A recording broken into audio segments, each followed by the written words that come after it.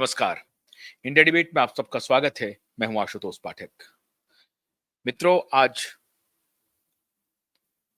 एक गंभीर विषय पे फिर आज आपके सामने एक मुद्दा रख रहा हूं और चर्चा कर रहा हूं। पूरा देश को इस विषय पे चर्चा करनी चाहिए। ऐसा नहीं था कि अंग्रेजों के जमाने में या मुगलों के दौर में भारत को तहस नहस करने की कोशिश हुई या भारत को तबाह करने की कोशिश हुई। भारत की आत्मा पर आज भी वॉर किया जा रहा है।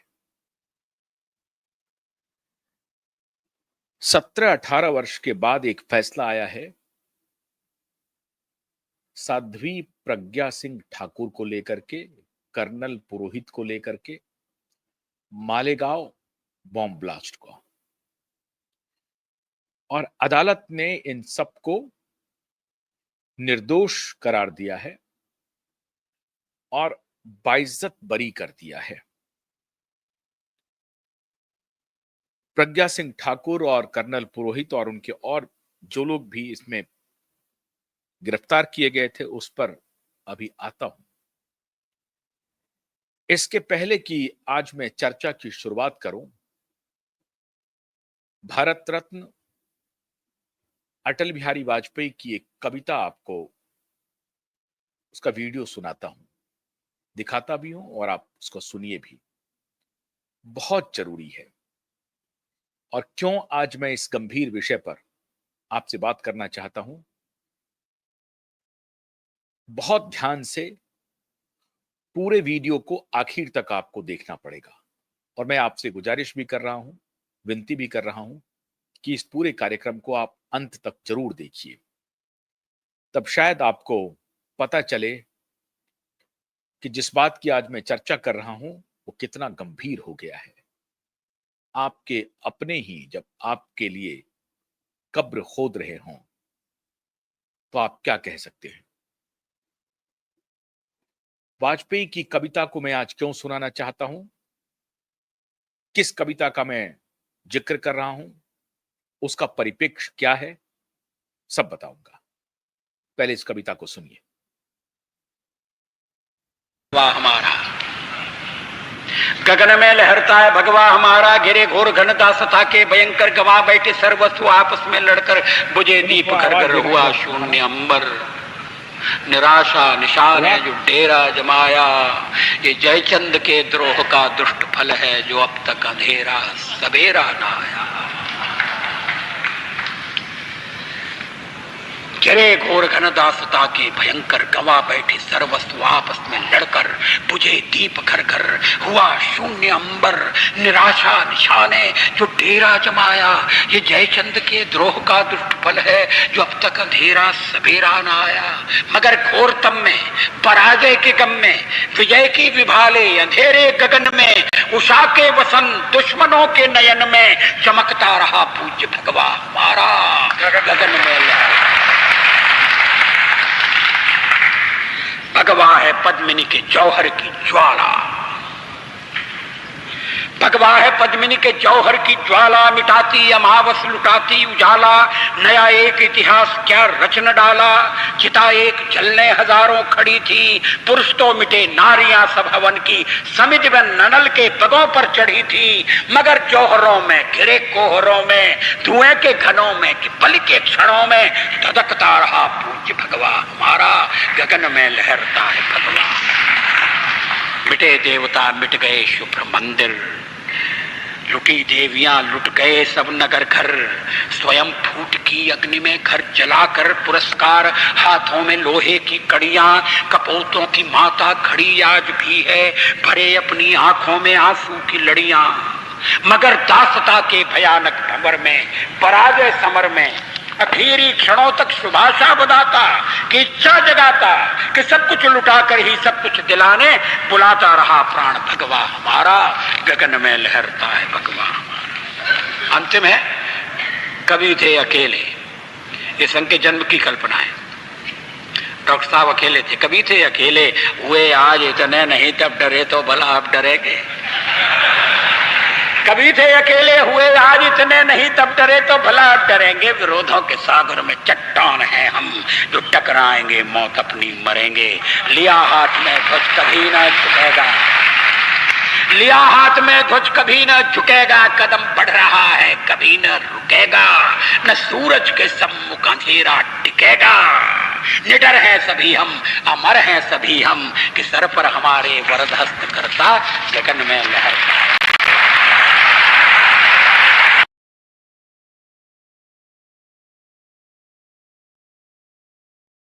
जब भी मैं इस कविता को सुनता हूं तो न सिर्फ वाजपेयी के कवित्व की तुलना कभी-कभी मुझे दिनकर से करने की का स्मरण होता है, बल्कि उनके ओजस्वी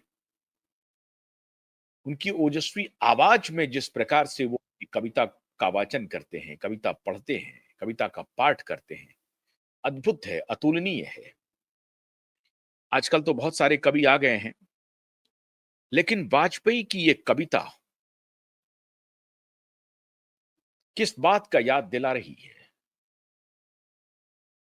और किसको लेकर के आज पूरे देश भर में षड्यंत्र रचा जा रहा है, बल्कि रच दिया गया षड्यंत्र और वो षड्यंत्र बेनकाब हो गया।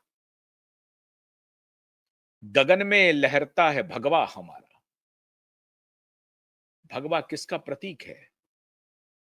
त्याग तप का प्रतीक है भगवा। भारत की मूल, भारत की आत्मा, भारत का संपूर्ण, आप कह सकते हैं कि ऐसा ज्ञान जिसके लिए पूरी दुनिया लालायित है, त्याग और तप का मतलब क्या है? त्याग और तप से ही ये सृष्टि चल सकती है, उसका प्रतीक है भगवा। भगवा को आतंकवाद से जोड़ा जा रहा है। भगवा आतंकवादी कहा जा रहा है, कहा गया, और वो सिलसिला आज भी चल रहा है। महाराष्ट्र की 2 बेटियों का आज मैं वीडियो दिखाऊंगा,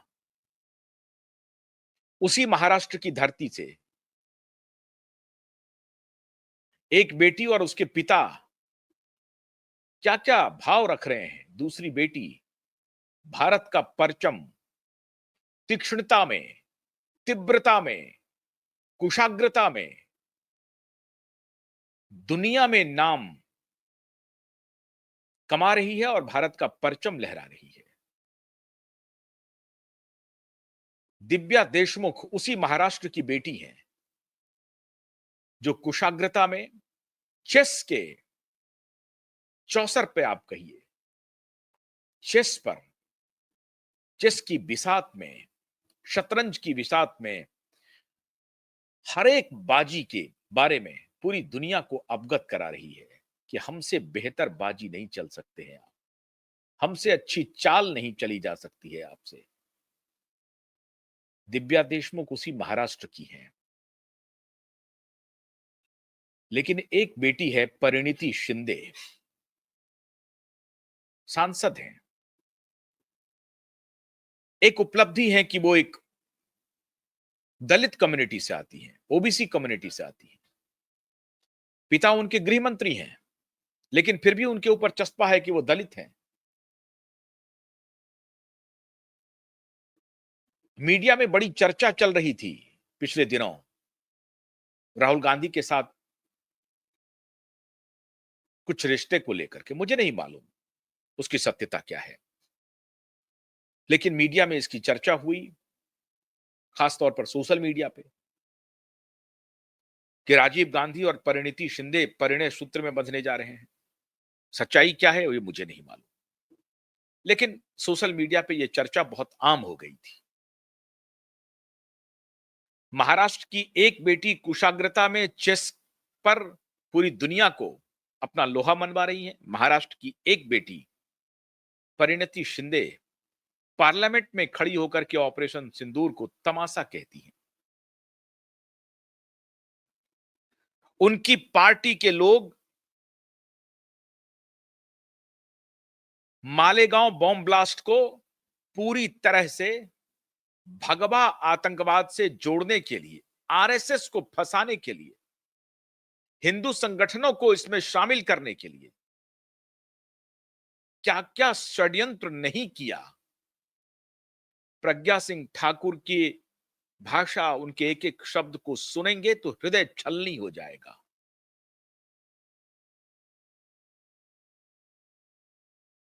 अभी बताऊंगा बेल्ट से किस किसने हमला किया, किस निर्दयता के साथ प्रज्ञा सिंह ठाकुर की पिटाई हुई, क्या कहलवाना चाहते थे वो सिर्फ भगवा आतंकवाद की थ्योरी को स्टैब्लिश करने के लिए नहीं था, संघ को फंसाने के लिए नहीं था, बजरंग दल या विश्व हिंदू परिषद को फंसाने के लिए नहीं था। वो भारत की मूल आत्मा पर हमला का गहरा षड्यंत्र था, जिसको अदालत ने कल एक्सपोज कर दिया। दिव्या शिंदे की बातचीत देखिए, केंद्रीय गृह मंत्री नितिन गडकरी कर रहे हैं। मैं वीडियो सुनाता हूं आपको दिव्या देशमुख की, और फिर मैं परिणति शिंदे का भी वीडियो दिखाता हूं, और फिर परिणति शिंदे और इनके पिताजी, पिता पुत्र के एक ही तरह के जुबान चलते हैं। तो पहले महाराष्ट्र की उस बेटी का वीडियो देखिए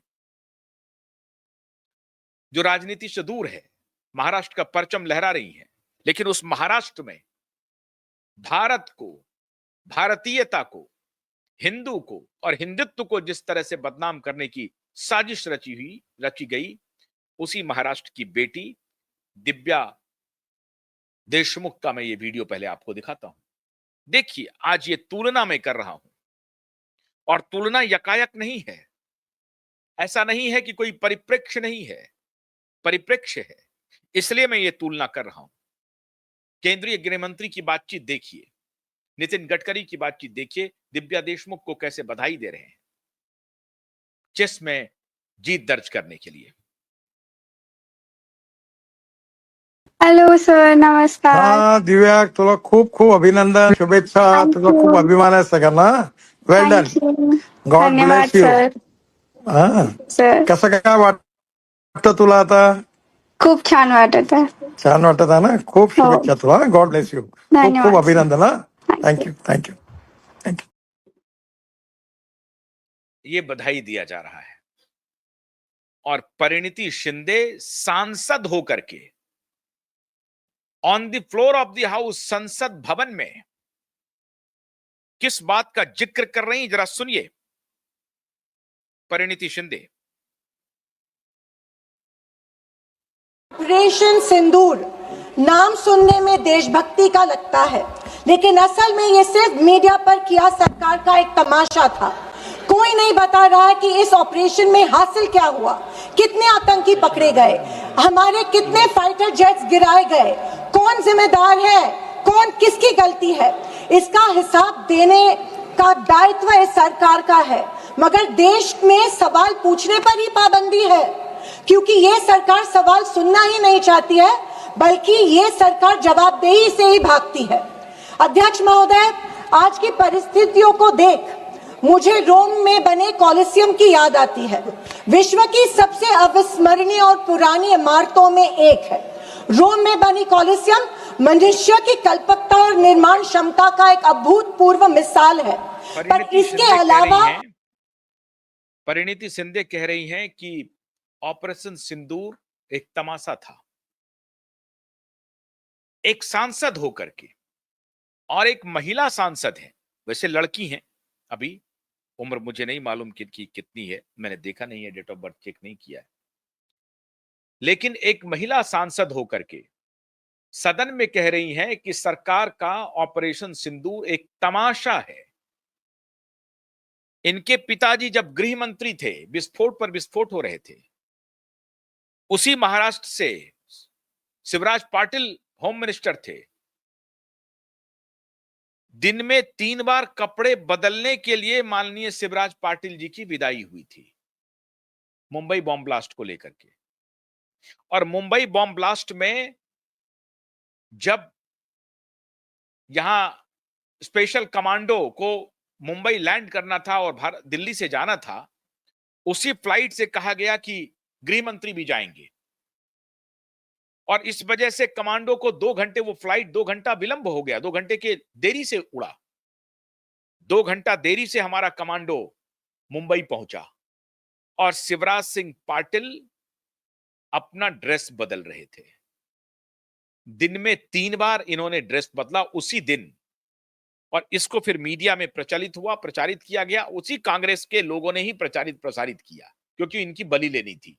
मैं इसको कपड़े बदलने को कोई ये नहीं मानता हूं कि उनमें कोई देशभक्ति की बात नहीं थी, लेकिन नाटक किया गया। नाटक वो था। परिणीति शिंदे आज कह रही हैं कि सरकार तमाशा कर रही है, सरकार नाटक कर रही है। आपकी सरकार में जो नाटक हुआ उसे उस वक्त की मीडिया ने उसी रूप में दिखाया था, और पूरा नियंत्रण था उस वक्त की मीडिया के ऊपर कांग्रेस पार्टी की सरकार का। तो तमाशा क्या हो रहा था पूरी दुनिया ने देखा कि 2 घंटे देरी से हमारा फ्लाइट पहुंचा वहां पर, जो कमांडो को लेकर के जाने वाला था। कपड़े कैसे बदले जाते हैं ये पूरी दुनिया ने देखा, और मैंने नहीं दिखाया। उस वक्त जो मीडिया थी, उस वक्त मैं लेगेसी मीडिया में था, और ये पूरा उपक्रम चल रहा था, दिखाया जा रहा था, कोई बंदिश नहीं थी। और वही 3 बार कपड़े बदलना इनको महंगा पड़ गया, शिवराज सिंह पाटिल को, और इनकी कुर्सी चली गई। फिर इनके पिताजी आए, परिणीति शिंदे के पिताजी आए, और परिणीति शिंदे के पिताजी ने क्या किया? वही थ्योरी आगे बढ़ाया जिस थ्योरी की सबसे पहले उद्बोधन, अगर आप कहें तो घोषणा की, या जिसका षड्यंत्र रचा माननीय शरद पवार जी ने। माननीय शरद पवार ने सबसे पहले भगवा आतंकवाद की थ्योरी को पब्लिक डोमेन में लाया। उन्होंने कहा कि खाली एक वर्ग को निशाने पर नहीं लेना चाहिए। एक ही समुदाय के व्यक्ति आतंकवादी नहीं हो सकते हैं, दूसरे समुदाय के भी हो सकते हैं। और जिस वक्त वो इस थ्योरी को प्लांट कर रहे थे लोगों के दिमाग में, जनमानस के दिमाग में, और खास तौर से मुंबई पुलिस के और महाराष्ट्र पुलिस के दिमाग में, उस वक्त महाराष्ट्र के तब के होम मिनिस्टर आर पाटिल उस कार्यक्रम में मौजूद थे।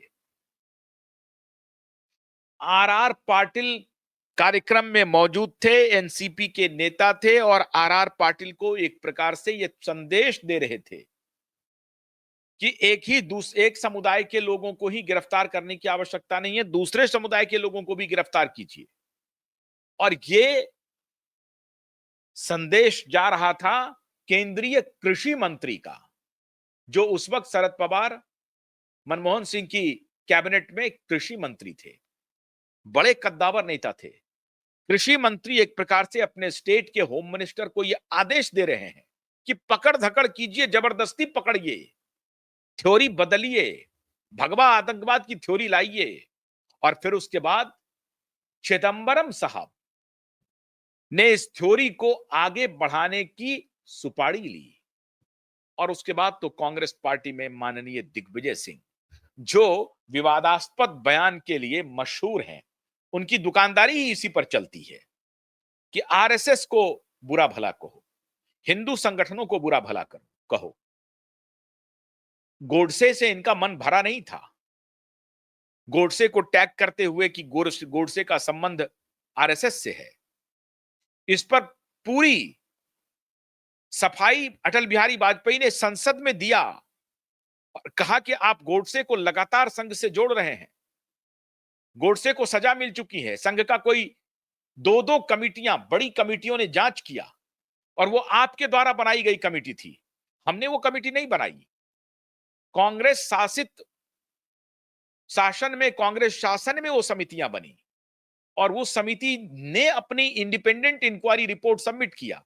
उसमें कहीं से भी संघ की कोई भूमिका नहीं आई आज तक। लेकिन संघ को गांधी वध के लिए एक्यूज करने का एक पूरा इकोसिस्टम है जो गांधी वध के लिए, गांधी की हत्या के लिए संघ को दोषी मानता है। सावरकर को दोषी ठहराते रहे। सावरकर का भी कोई लिंक स्पष्ट नहीं हुआ। जिस सावरकर की स्टैच्यू के लिए स्वयं इंदिरा गांधी ने अपने निजी अकाउंट से पैसे डोनेट किए, उस सावरकर को माफी वीर उनका पोता कह रहा है। और पोता ही नहीं कह रहा है, पूरा इकोसिस्टम कह रहा है।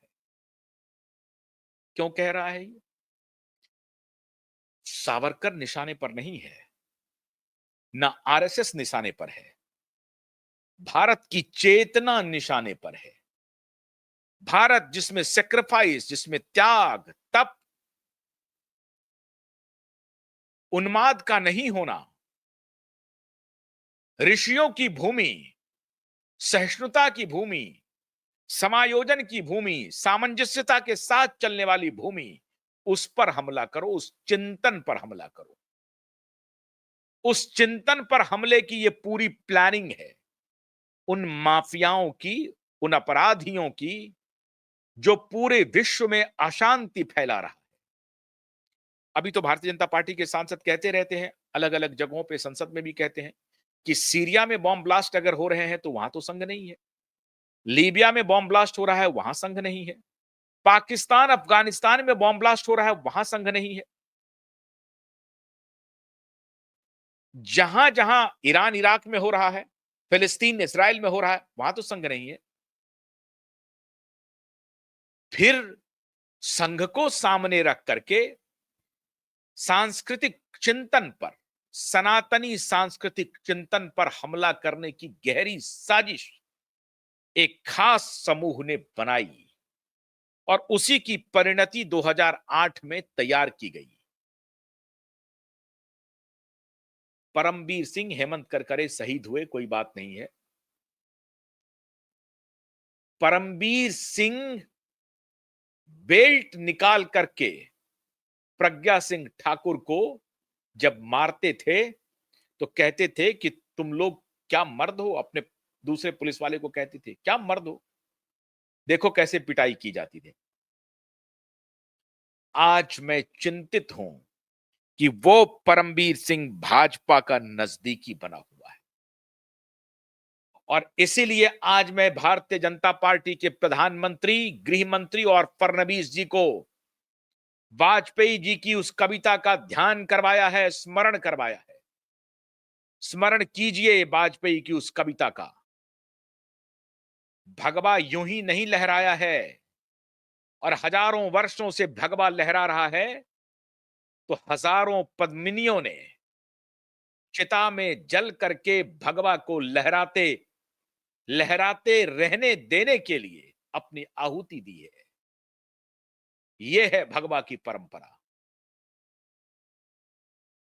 और आप भूल रहे हैं, उस भगवा पर हमला हो रहा है, उस चिंतन पर हमला हो रहा है और उस हमलावर को अपने साथ बिठा रहे हैं आप, उसके साथ हॉबनॉबिंग कर रहे हैं आप। दुर्भाग्यपूर्ण है, दुर्भाग्यपूर्ण है। जो आरएसएस को फंसाने के लिए प्लानिंग कर रहा था, जबरदस्ती 2-2 बार 3-3 बार नार्को टेस्ट हुए प्रज्ञा सिंह ठाकुर के, कुछ नहीं निकला। आज आदित्य ठाकरे की गिरफ्तारी नहीं हो रही है, परमबीर सिंह की गिरफ्तारी नहीं हो रही है, सारे रिकॉर्ड्स उसके खिलाफ है, लेकिन परमबीर सिंह की गिरफ्तारी नहीं हो रही है, आदित्य ठाकरे की गिरफ्तारी नहीं हो रही है। आज उसका नार्को टेस्ट का डिमांड किया गया है, नार्को टेस्ट नहीं हो रहा है। लेकिन प्रज्ञा सिंह ठाकुर का, कर्नल पुरोहित का एक नहीं कई एक बार नार्को टेस्ट किया गया। प्रताड़ना की सारी सीमाएं परमबीर सिंह जैसे पुलिस ऑफिसर ने क्रॉस कर दी। ऐसा भ्रष्ट ऑफिसर, ऐसा गुंडा ऑफिसर जो भारत की चिंतन पर, भारत की आत्मा पर हमला कर रहा था, वो कोड़े प्रज्ञा सिंह ठाकुर के बदन पर नहीं था, वो भारत की चिंतन पर कोड़ा था।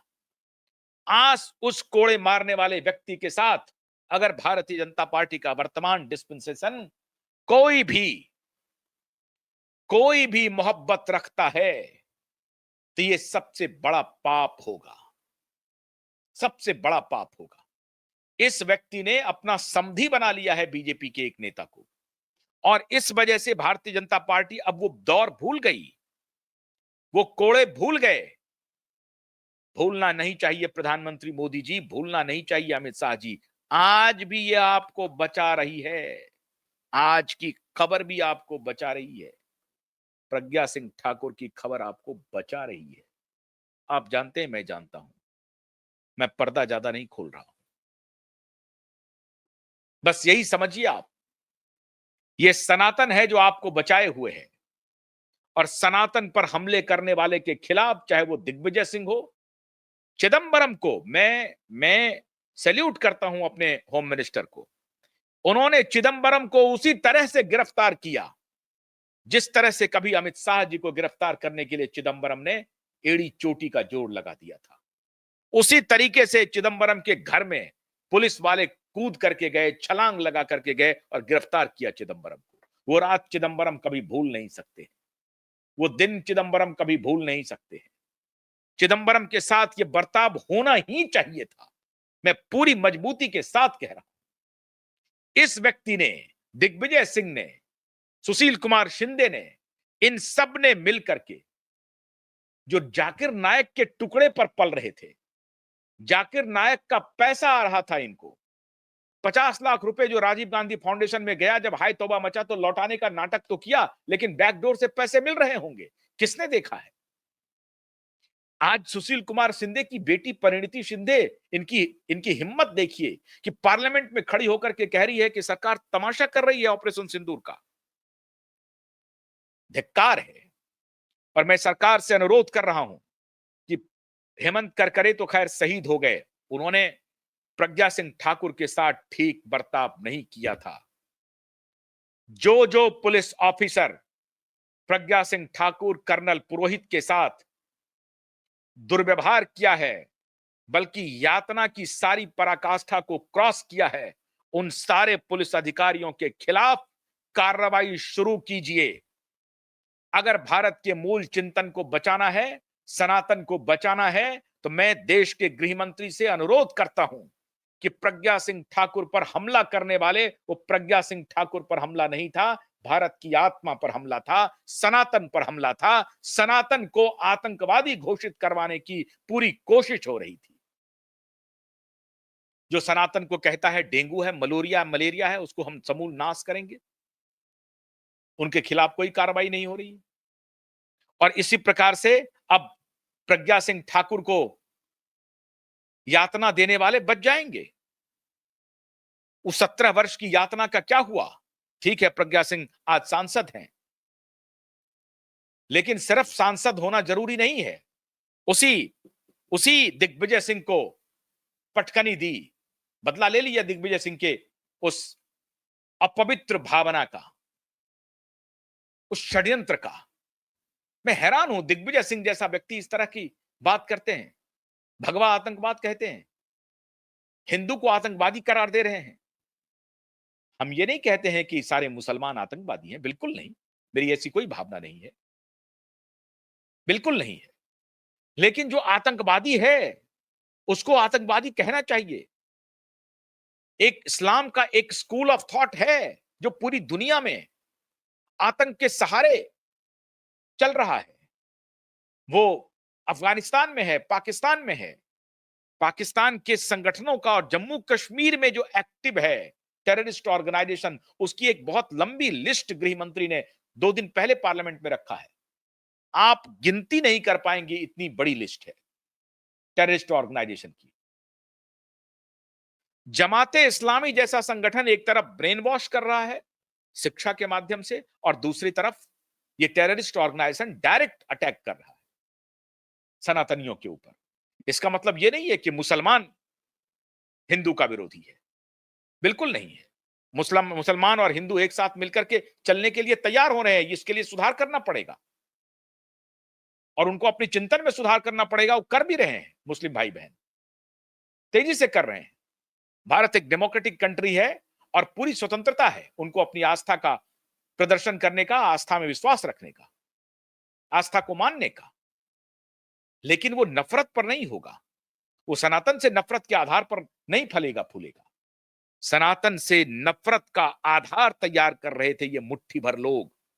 दिग्विजय सिंह, पी चिदंबरम, सुशील कुमार शिंदे, इन सब के खिलाफ, परिणीति शिंदे के खिलाफ कार्रवाई होनी चाहिए कि कैसे इनकी हिम्मत हुई ऑपरेशन सिंदूर को तमाशा कहने की।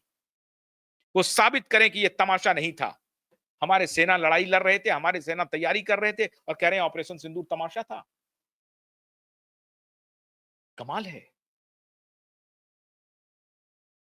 इसलिए ये मैं कह रहा हूं कि प्रज्ञा सिंह ठाकुर पर वो हमला नहीं था, कर्नल पर वो हमला नहीं था, उसको बेल्ट और कोड़ों से नहीं पीटा गया।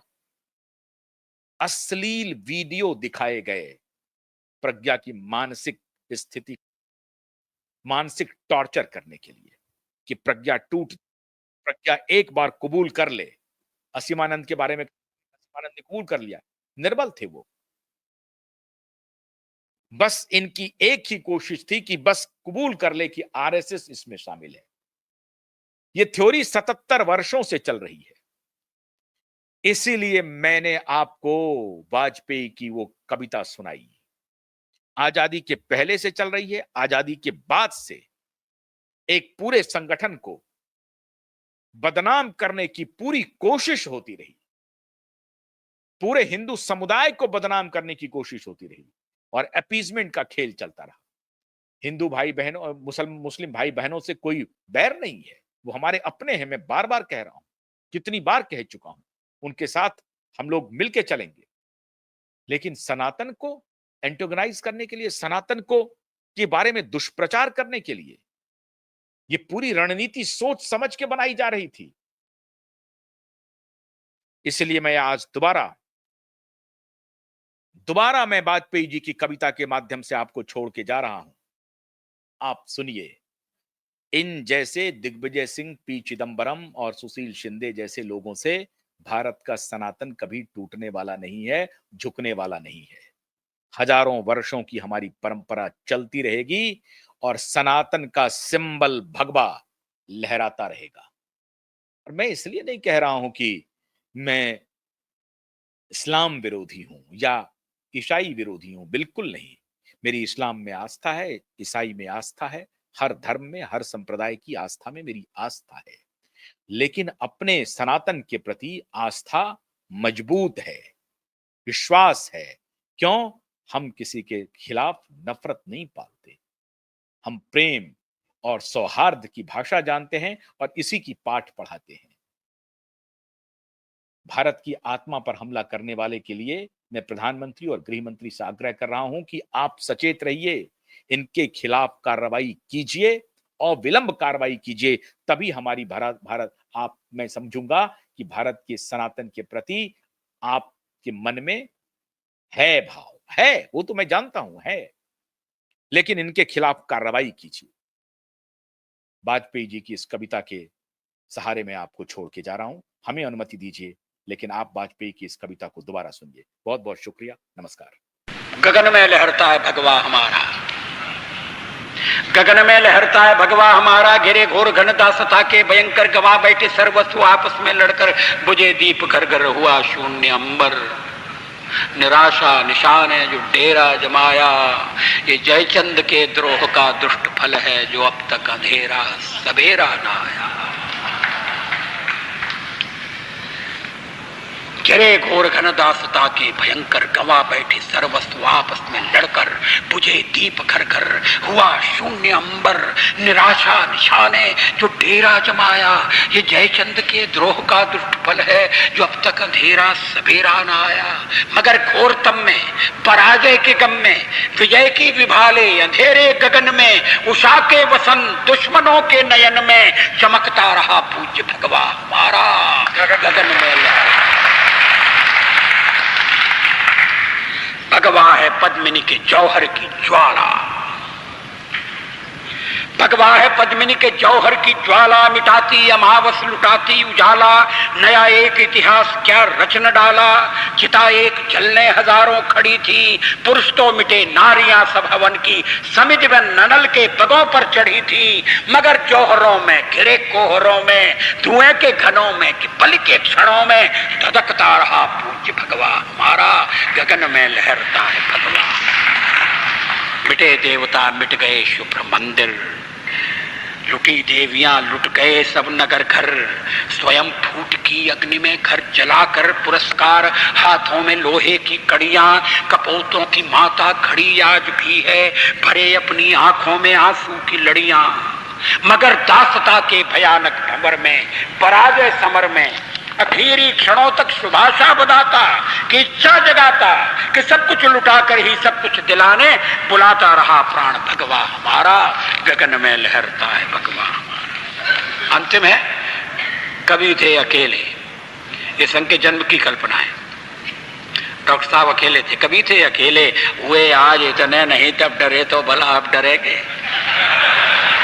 कभी थे अकेले, हुए आज इतने नहीं तब डरे तो भला अब डरेंगे, विरोधों के सागर में चट्टान हैं हम, जो टकराएंगे मौत अपनी मरेंगे, लिया हाथ में ध्वज कभी न झुकेगा, लिया हाथ में ध्वज कभी न झुकेगा, कदम बढ़ रहा है कभी न रुकेगा, न सूरज के सम्मुख अंधेरा टिकेगा, निडर हैं सभी हम, अमर हैं सभी हम, कि सर पर हमारे वरद हस्त करता गगन में लहरता है।